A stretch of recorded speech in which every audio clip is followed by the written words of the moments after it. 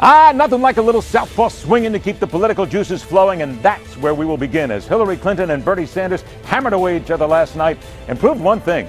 The Democrats are as mad at each other as Republicans. Gee, what a shock. Nothing should shock anybody when it comes to South Carolina politics, but is it really possible Jeb Bush still has shock value left in his campaign? The South Carolina senator who has backed him, Lindsey Graham, will tackle his state's reputation and his chosen candidate. Well, it should come as no shock to anybody that those who made calls to basically poison people in Flint, Michigan are running for the hills. But they will never run from the studies and the numbers showing they basically condone the deaths of kids and adults. And just when you thought comments and quips from the various politicians couldn't become more incendiary and hysterical, the political punching bag will prove you ain't seen nothing yet. So buckle up because the ride's only getting bumpier. I'm Ed Berliner. This is where the ride calms down. The hard line for Friday, February 12th, 2016.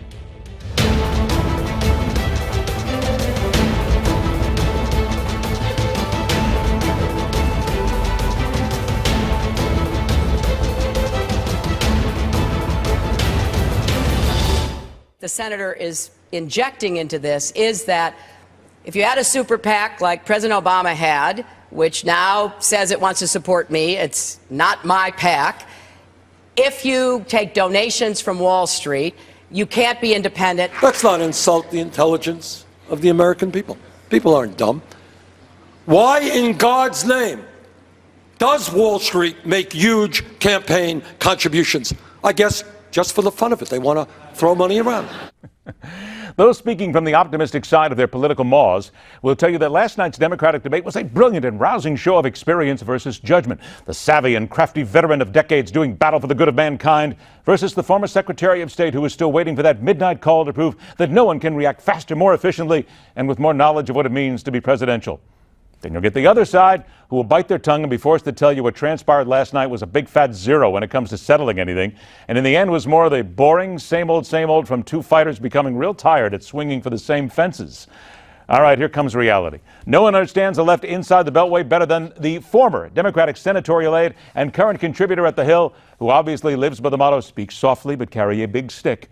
Brent Budowsky joins us once again. All right, Brent, look, I'm going to be honest with you last night. I thought that the debate was a perfect reason to have 3,700 channels of cable because, come on, it was a snore fest, wasn't it? Oh, yeah. I will confess that when I heard Hillary Clinton attacking Bernie Sanders 4 minutes into the debate, first I thought to myself what Reagan said, oh, there she goes again. And then I emailed two people very close to Hillary Clinton, and I said, it's 9:13. I am turning this off. I cannot watch it anymore. She is a slow learner. And that is verbatim what I did send. But why, Brent? I mean, there's the reason why. You would think that at this point they'd be digging into each other, but quite frankly, we're starting to become just like anybody else. It's a cliche machine here, and nobody's really making any points here. Everybody's trying to act tough, and they're not making it. They're not getting it done. Oh, yeah. No, I agree entirely. And my advice to Team Clinton before the debate was to not attack Bernie and to tell people about her hopes and dreams and aspirations to be president. After I watched the debate, I wrote a piece today in The Observer titled Debate, Hillary was the dream breaker and Bernie was the dream maker. And my take on this is totally different than most Democrats and most pundits. I think what Hillary Clinton did was use the debate for essentially 90 minutes of opposition research attacks on Bernie and about 2 minutes of what her hopes and dreams are. And I think that was a mistake. I think she hurt herself. Now, most Democrats don't agree with me, but they can take it or leave it. She needs to get her trust ratings up, and by attacking Bernie for so much during the debate, she will make them go down. She needs to advocate what it is that she hopes and dreams for America. She never got near even beginning to discuss it. And I think that was a mistake. So Bernie is talking about what he wants to do to change America, and Hillary is running for Obama's third term and attacking Bernie. And wait a minute, I'm going to stop you there for a second. I only got a couple of minutes left, but you made one point here.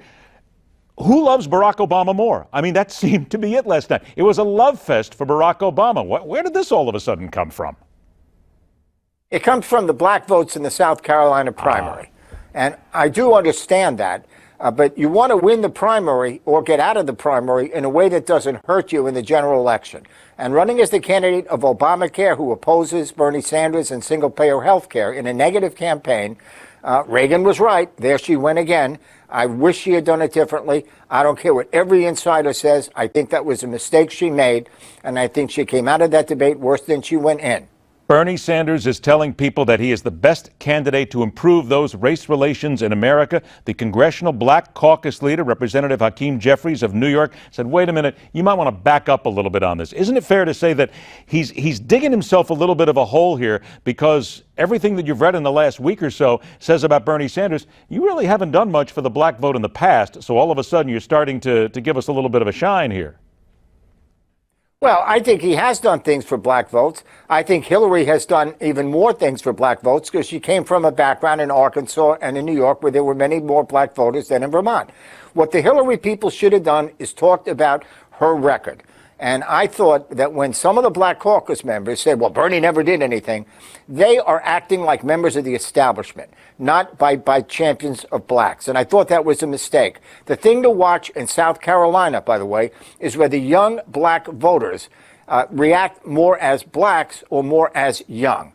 And if I were Hillary, I'd be appealing to them in a positive way. I would not be doing the kind of attack politics that young people rejected in New Hampshire and are going to continue to reject. I got about 15 seconds left here. Wouldn't it be fair to say that instead of another Democratic debate, if we get what we got last night, House of Cards would be even better, one of the older episodes?